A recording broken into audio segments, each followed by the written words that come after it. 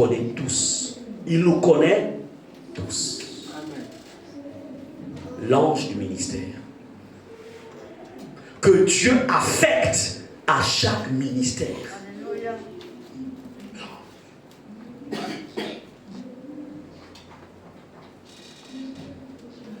Retenez ceci. Nous ne sommes pas sauvés pour avoir des grandes positions dans le pays. Maintenant, pour ceux qui en ont béni le Seigneur, parce que Dieu prévoit une destinée pour chacun de ses enfants. Je ne dis pas que c'est mal. Est-ce qu'on est ensemble? Mais ce n'est pas d'abord le but de Dieu.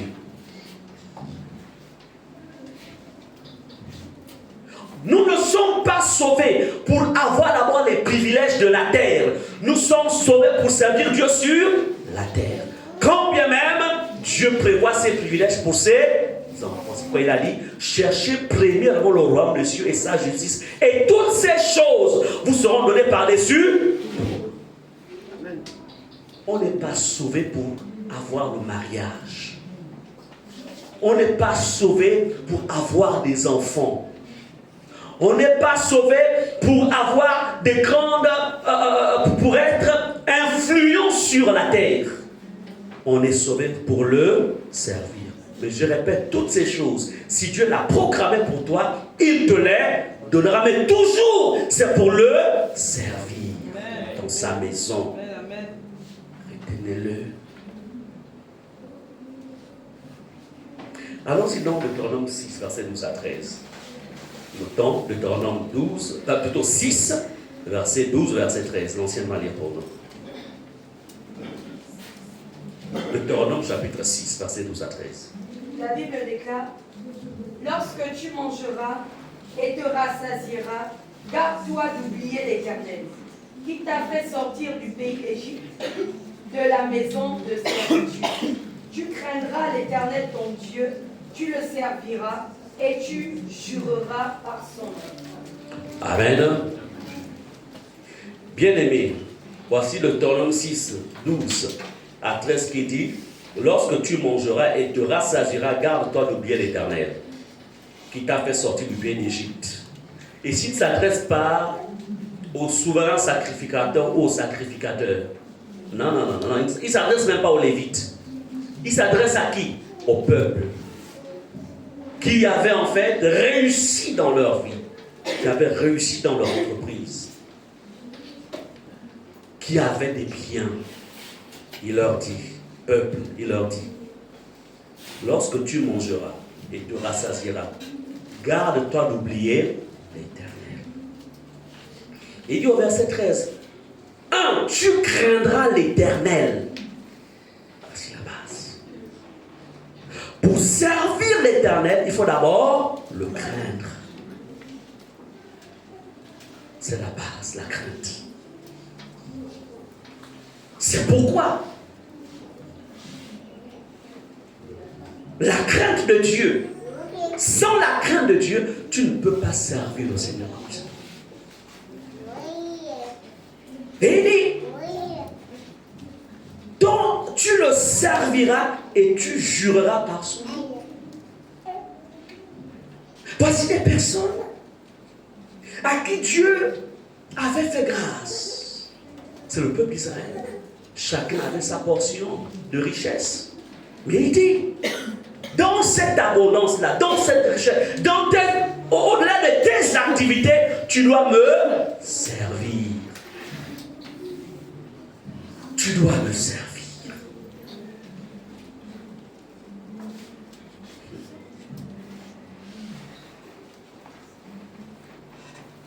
Nous sommes sauvés, c'est pour le servir. Nous ne sommes pas sauvés pour venir à l'église seulement les dimanches, s'asseoir et écouter la parole. Nous sommes sauvés, c'est pour servir le Seigneur du lundi jusqu'au dimanche. Comprenez-le.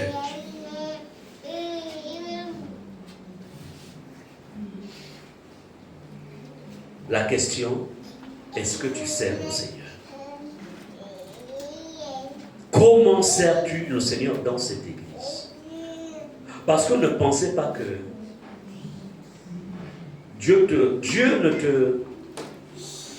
ne te jugera pas. Hors de tes temps ici à Ephrata, il te jugera par rapport à ton temps ici. Pendant que tu étais dans ma maison, dans mon église, comment m'as-tu servi? Et chacun d'entre vous, tout est noté. Dans le ciel, tout est noté. Ne vous y trompez pas. Pour être sauvé, la qualité de ton service divin va aussi conditionner ton entrée au ciel. Retenez-le, je vous le dis. Je reprends. La manière dont tu sers Dieu ici dans cette église va conditionner ton entrée au ciel. Même si tu jeûnes à la maison, même si tu pries à la maison, Dieu attend ton service ici dans sa maison.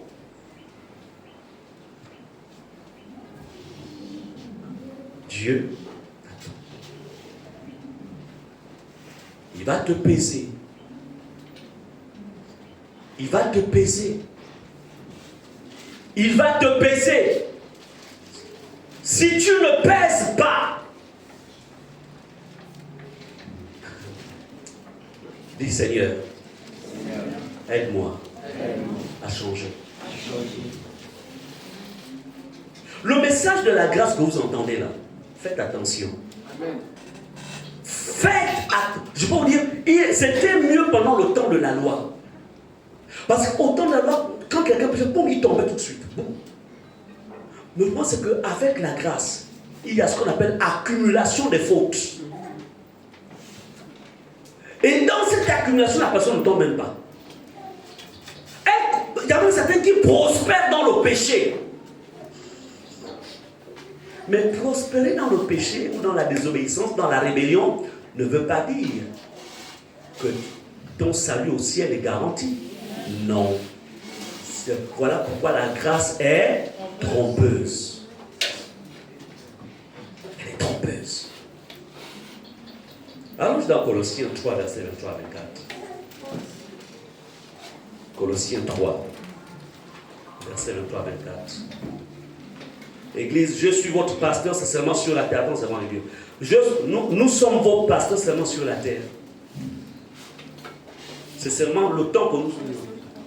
Si on est fait être ensemble pendant peut-être 30 ans, on va passer. Mais quand on traverse là-bas, vous et nous, on sera tous dans la ligne. Et elle s'en vient derrière nous.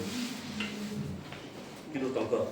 Tiens, viens derrière nous. Viens derrière nous d'abord.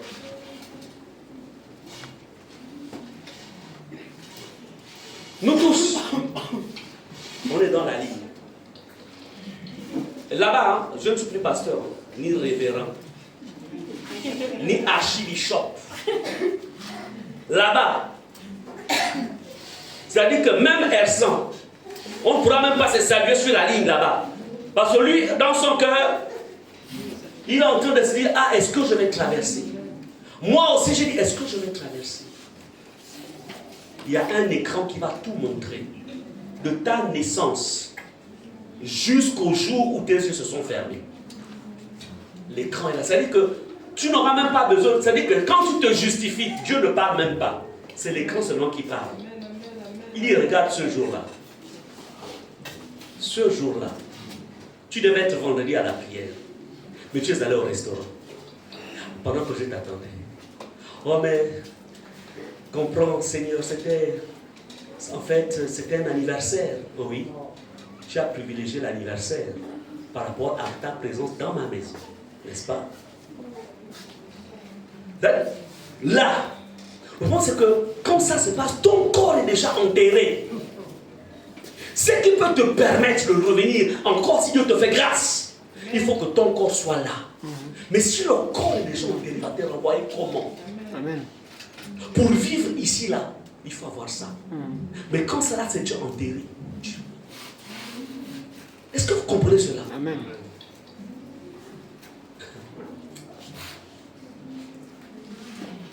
Vous allez vous asseoir. Église, craignons l'Éternel.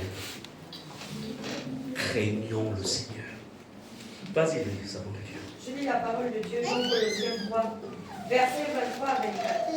Tout ce que vous faites, faites-le de bon cœur, comme pour le Seigneur et non pour des hommes, sachant que vous recevrez du Seigneur l'héritage pour récompense. Servez Christ, le Seigneur. Amen. Tout ce que vous faites, je parle à ceux qui sont dans les groupes spécifiques.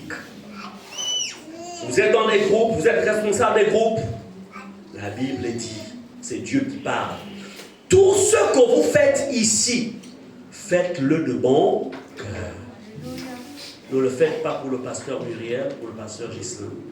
Faites-le comme pour le Seigneur. Et non pour les hommes. Sachant que vous recevrez du Seigneur l'héritage pour récompense. Et la Bible dit, servez Christ le Seigneur. Et là encore, il y a un problème. Dans la vie, dans la pensée de certains chrétiens, les gens pensent que c'est le pasteur Gislain qu'on sert, le pasteur Muriel. Donc, on dit que c'est l'église du pasteur Gislain et sa femme, le pasteur Muriel. Qui vous a dit que c'est notre église? Ce n'est pas notre église. Ni elle, ni moi ne sommes morts pour vous. C'est l'église de Jésus-Christ. Nous, on passera. Mais c'est qu'on doit rester. Est-ce que vous comprenez cela? Changer la manière de voir les choses. Et c'est ce qui fait que beaucoup parfois sont bloqués, n'arrivent pas à se donner davantage. Pourquoi? Parce que Satan a réussi à planter cela dans leur cœur. C'est leur église. C'est pas notre église. Parce que si c'était notre église, dès qu'on s'en va, on monte avec même le bâtiment là. Parce que c'était notre église. Mais c'est pas notre église. Non. Servez le Seigneur. Servez le Seigneur. Ce verset que vous voyez là, au jour du jugement, déjà par rapport à l'enlèvement, tous ceux qui ne seront pas contents ne seront même pas enlevés.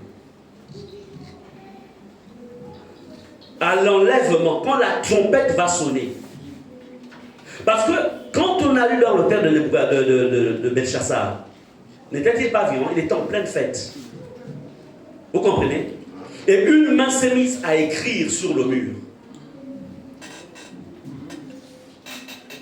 Et c'est Daniel qui va interpréter. Pour lire ce que tu as vu écrire là-bas, c'est ce que ça veut dire. Donc, pour l'enlèvement, pour monter, il faut, c'est-à-dire que chaque verset de la Bible, j'ai déjà dit, aucun iota de la loi ne sera enlevé.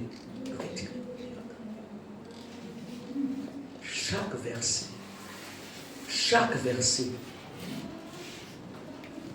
nous serons sous-pesés par rapport à chaque passage de la Bible. Chaque passage. Tout ce que vous faites, groupe d'intercession, groupe de la sécurité, les codimes, école des disciples, les chantres, le groupe des hommes, les hommes, le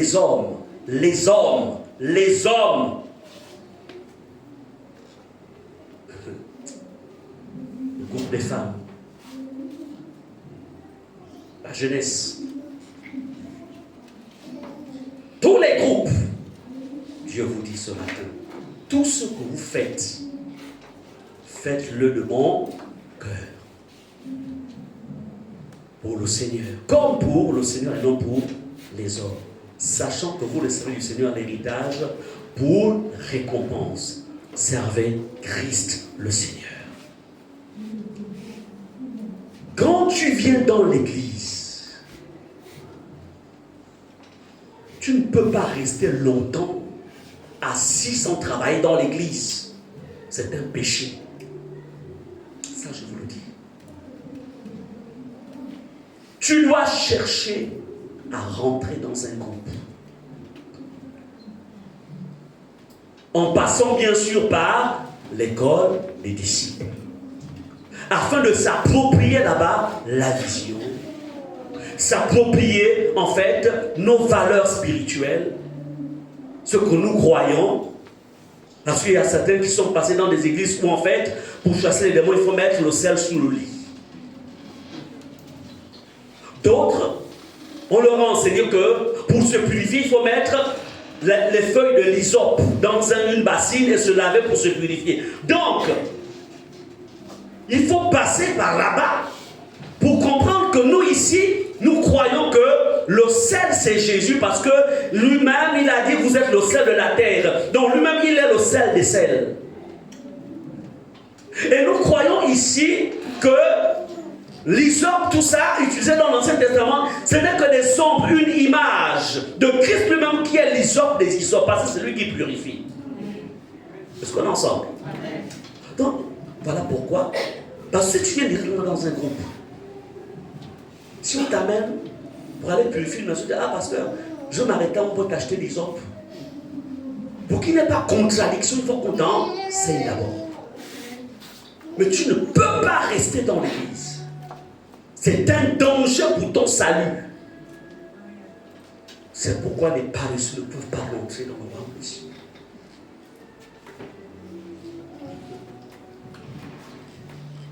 Je me souviens quand le Seigneur m'avait confronté, quand il m'a dit que je te veux à plein temps. J'ai dit, Seigneur, laisse-moi aller faire mes études.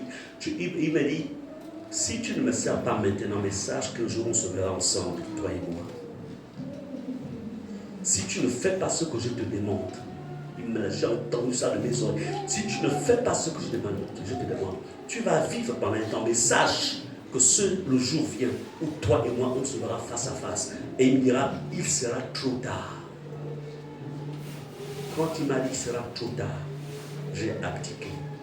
Je suis allé voir maman pour dire, je ne peux plus continuer les études supérieures. Je ne peux plus. Il m'a dit ça.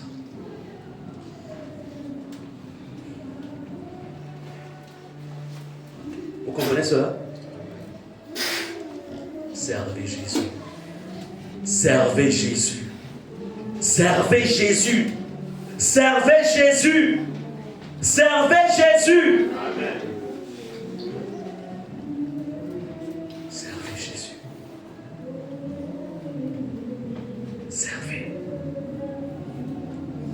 Vous savez, nous avions été, tout ce temps, nous tous nous sommes allés auprès donc, du frère Aléla pour nous soutenir, et nous allons continuer à nous soutenir. Et c'est comme ça que Marius nous a montré. On est allé derrière la maison, on a vu, c'était une femme battante, vraiment, on l'a dit.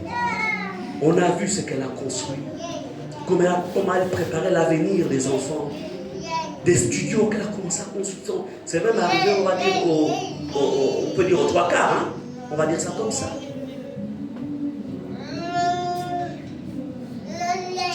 Mais, malgré la vision qu'elle avait, là, ce sont les enfants qui vont achever ça. Peut-être le mari.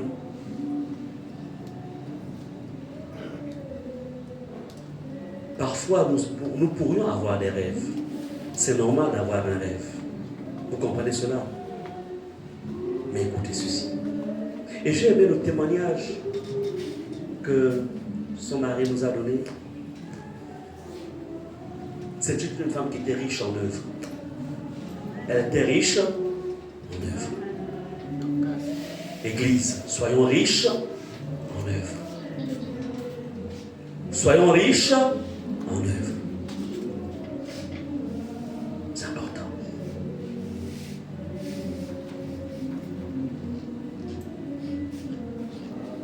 Nul ne sait ni le jour, ni l'heure. Servez Christ, le Seigneur.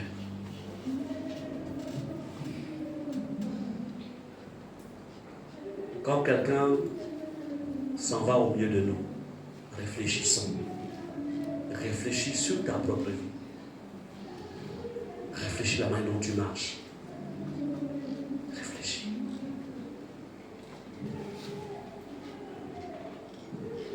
Église, Dieu attend de nous un service de qualité.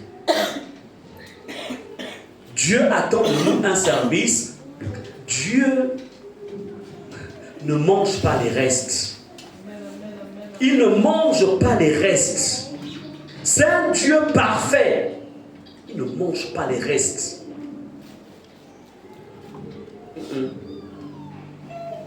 C'est pourquoi, quand Dieu m'avait appelé, il me dit, tu sais, j'ai besoin de ta jeunesse. Vous savez, à l'époque, pour être pasteur, il fallait avoir 60 ans. À l'époque, il fallait être bien coulant pour ça. À l'époque. Dieu, pendant les temps du réveil, il vient changer l'ordre. Il vient en fait révéler la réalité. Il dit en fait, pour me servir, il ne faut pas avoir d'abord 40 ou 50 ans. J'ai besoin de la fraîcheur de ta jeunesse. Et j'ai vu comment cette fraîcheur-là m'a permis de travailler dans la Banga Bini en Djamé. J'ai pu voir comment cette fraîcheur. J'ai pu voir comment cette fraîcheur, pendant tout le temps où j'ai travaillé à Bethany, j'ai pu voir comment cette fraîcheur de ma jeunesse, ça m'a permis vraiment de servir le Seigneur à un degré. Bref, la jeunesse. Dieu ne veut pas, en fait, que tu dépenses d'abord toutes tes forces dans les choses du monde, dans le monde. Et ensuite, quand tu vas avoir 50 ans, c'est là maintenant que tu diras, ou 60 ans, tu diras, Seigneur, je veux maintenant te servir. Non! Ça ne veut pas dire que tu ne vas pas dire quelqu'un de 50 ans, de 60 ans, de 70 ans, de 40 ans, c'est pas ce que je veux dire. Si la personne rencontre Jésus à 70 ans, c'est normal qu'elle commence à servir à partir de 70 ans, est-ce qu'on est d'accord? Mais si tu te rencontres jeune, donne ta jeunesse à Jésus. Donne-lui ta jeunesse. Ne te dis pas, je vais d'abord, je vais d'abord m'organiser.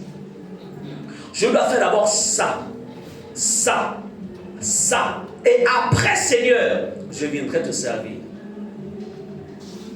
Si Dieu t'a appelé quand tu étais jeune ou quand tu es jeune et que tu résistes, tout ce que tu vas faire pour lui, ça ne compte pas. Il dit, donne-moi d'abord ta jeunesse. Donne-moi d'abord ta jeunesse. Ensuite, ce que tu feras, ça va compter. Ce ne sont pas tous les services que Dieu a créés. Hein. Allez-y poser la question à Caïn. Les deux ont fait des offrandes à Dieu, mais il n'y a que l'offrande du petit frère qui a été acceptée. Dieu n'accepte pas toutes les offrandes. Il n'accepte pas toutes les offrandes. Est-ce qu'on est ensemble? Amen. Dieu attend de toi, dans cette église, un service de qualité. Voici l'endroit où tu seras jugé. Voici l'endroit où tu recevras, qui te permettra soit d'avoir ta récompense, soit de ne pas l'avoir. Voici l'endroit, voici le lieu, voici le lieu, voici le lieu, voici le lieu. Voici le lieu. 2 Timothée 2, verset 15. Rapidement, 2 Timothée 2, verset 15.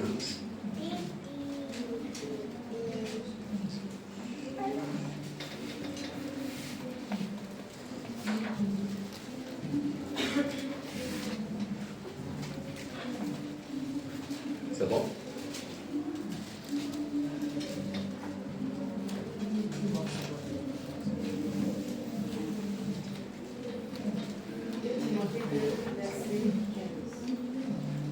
La Bible déclare: efforce-toi de te présenter devant Dieu comme un homme éprouvé, un ouvrier qui n'a point à rougir, qui dispense droitement la parole de la vérité. Amen. Efforce-toi de te présenter devant Dieu comme un homme éprouvé. Un ouvrier qui n'a point à rougir, qui dispense droitement la parole de la vérité. Ici, c'est la qualité du service. Qui dispense droitement. Ça pour ceux qui sont appelés à la parole, qui ne biaise pas. Droitement. Donc, Dieu ne cherche pas d'abord des prédicateurs. Mais Dieu recherche des prédicateurs qui dispensent sa parole droitement.